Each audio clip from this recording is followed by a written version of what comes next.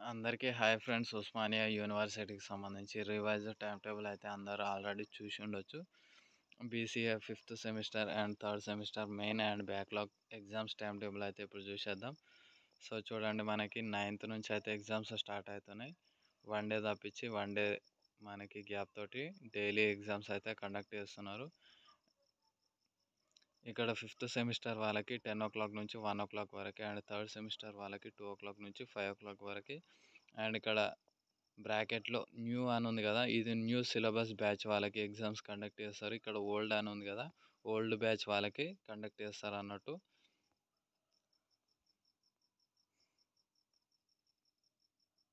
BCA first semester main and backlog exams time table.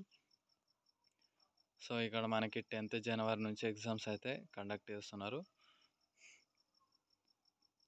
10th జనవరి నుంచి 17th జనవరి వరకు 6 days అయితే gap వచ్చింది.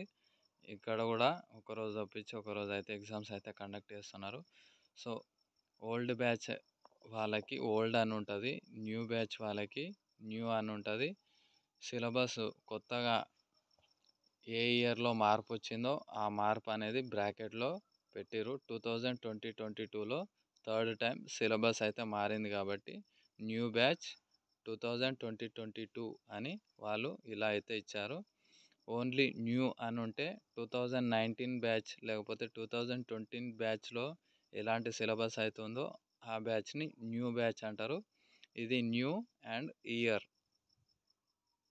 మీకు ఒక క్లారిటీ అయితే వచ్చిందని నేను అనుకుంటున్నాను. ప్రోగ్రామింగ్ ఇన్ సి ఇది ఓల్డ్ బ్యాచ్, ఇది న్యూ బ్యాచ్ సిలబస్ అన్నట్టు. మనకి 10 o'clock నుంచి 1 o'clock వరకు అయితే ఎగ్జామ్స్ కండక్ట్ చేస్తారు. BCA fourth and second semester backlog exams time table ఇది.